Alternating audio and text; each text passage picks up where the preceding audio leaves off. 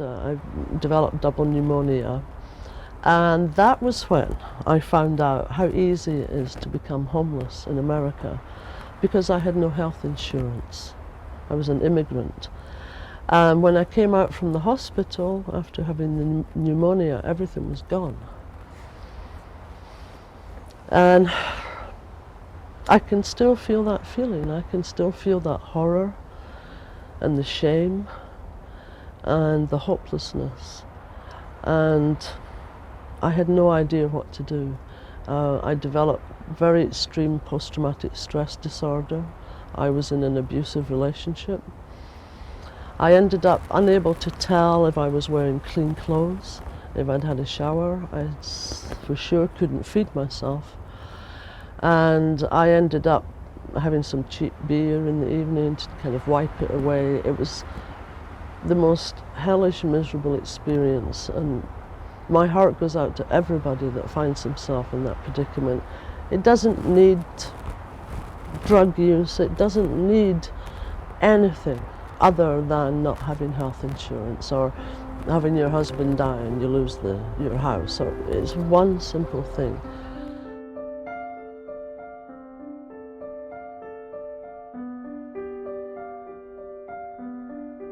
About a third of our homeless population today, the folks literally right outside on Van Ness Avenue on any given day, are Vietnam veterans. You know, the true patriotism is not just standing there when young men and women are in uniform overseas. True patriotism is certainly not wearing a lapel pin with an American flag and calling it a day. We lament about 4,000+ of our young men and women have lost their lives. What about the tens of thousands that are coming back without eyesight, without the capacity to speak, without the ability to pick up the paper in the morning or be able to feed themselves, without legs and limbs? What is our commitment? Where is the patriotism extended beyond the battlefield? That people matter, and people are human beings, and everyone deserves a place to live. Exactly how many millions have been spent dragging homeless people through the court system. And the fact is that most of the homeless people eventually have the charges dropped. And even if you do charge the folks, what are you going to do? Where's the money going to come from to pay the fines? Half of our community is undocumented. They don't have the option to work. They also don't have access to general assistance or Social Security benefits. So they're left without many options once they can't find work, and work is becoming increasingly scarce. So if you don't know this area and you leave your hotel and you just go that way, you have no idea. You think you're just going to the liquor store? No, you're walking into, you know, it's called the TL Tenderloin, and it's the sickest place that I've seen. All right, showtime. Here we go. Hey, when the night has come and the land is dark, then the moon is the only light we'll see. Man, I was I had 3 CDs out, and I had my own band. I was playing at Legends, Buddy Guys, joined up there on Wabash in Chicago. I used to drive from Milwaukee to Chicago. I had gigs, had my own band, a bass player and a drummer. So darling, darling, stand by me. I gave up, man. You can ask Jeremy. I used to have my place on Macklin, and Todd, it's ironic you brought that up. That I cleaned up before you guys got there, and Jeremy, I tell you, we got home, there's just like someone's coming there just tearing up my doggone place.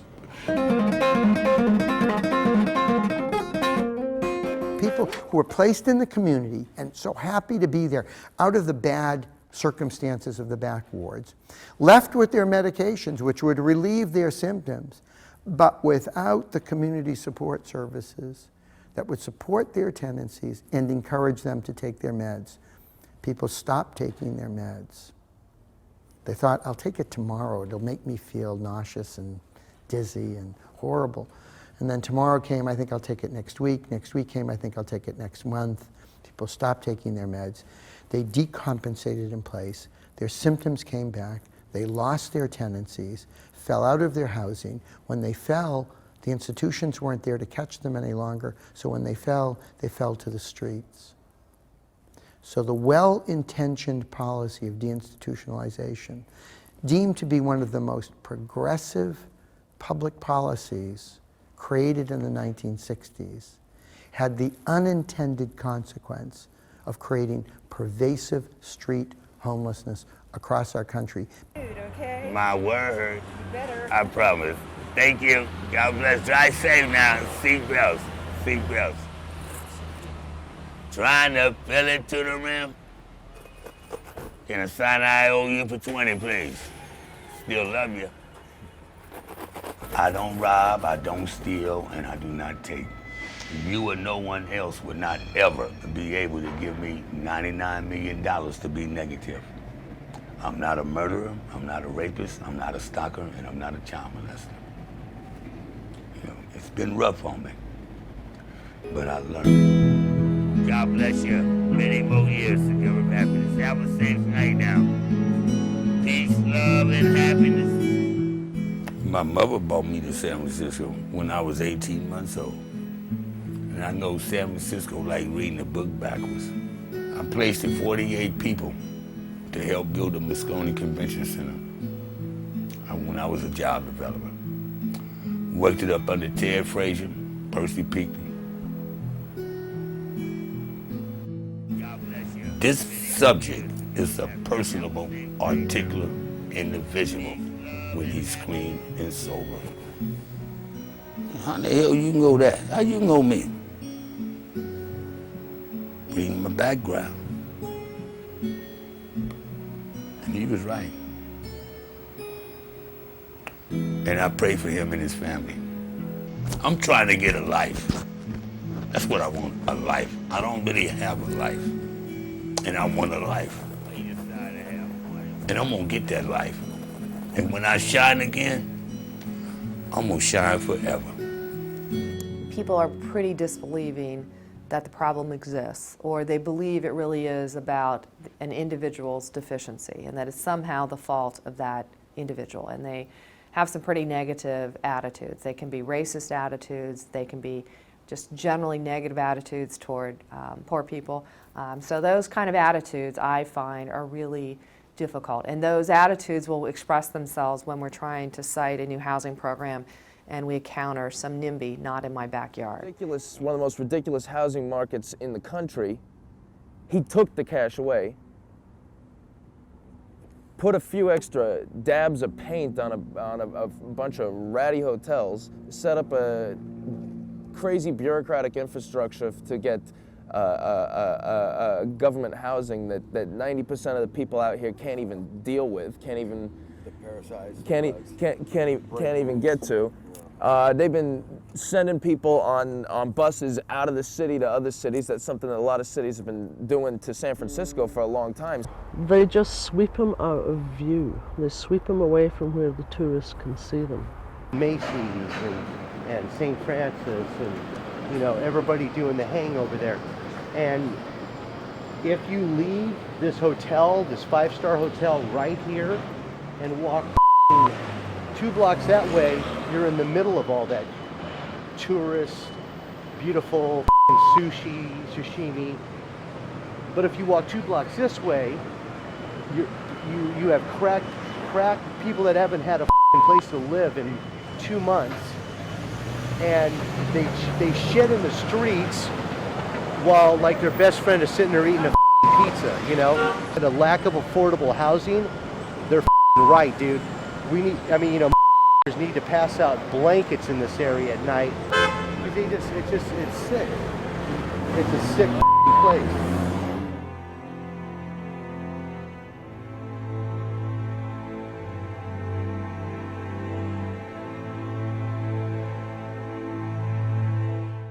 Failure is impossible.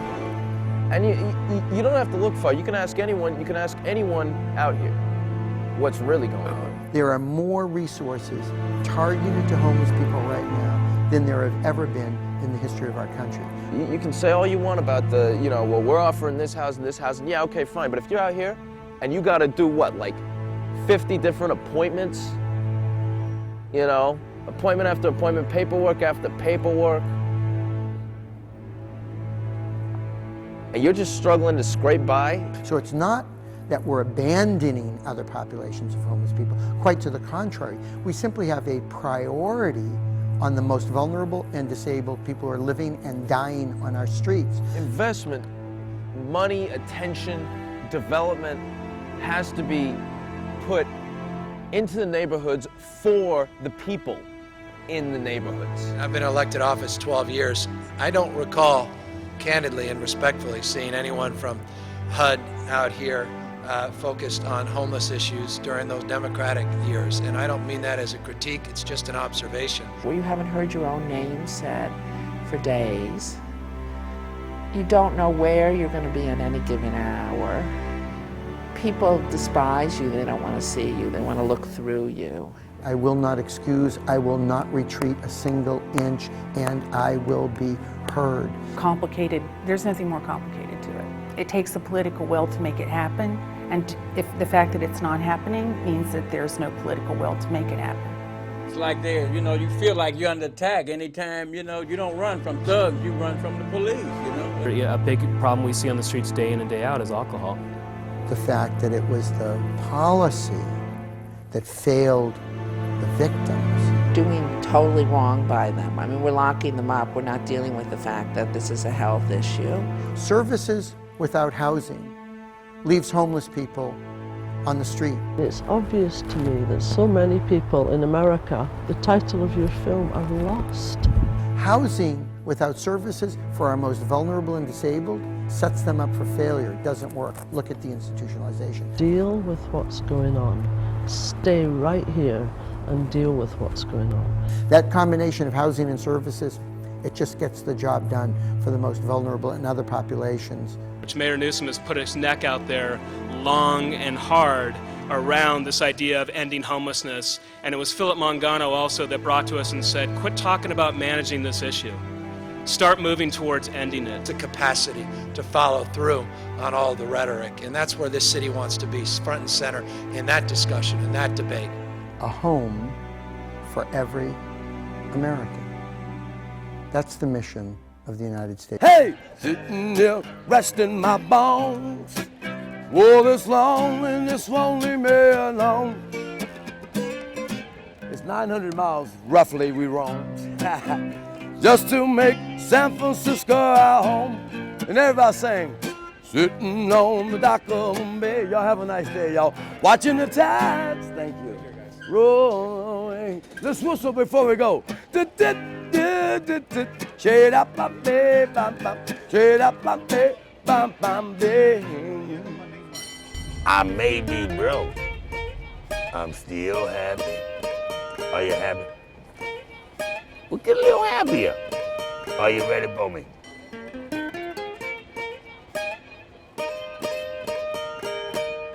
Hey! Little Dock of the Bay, y'all.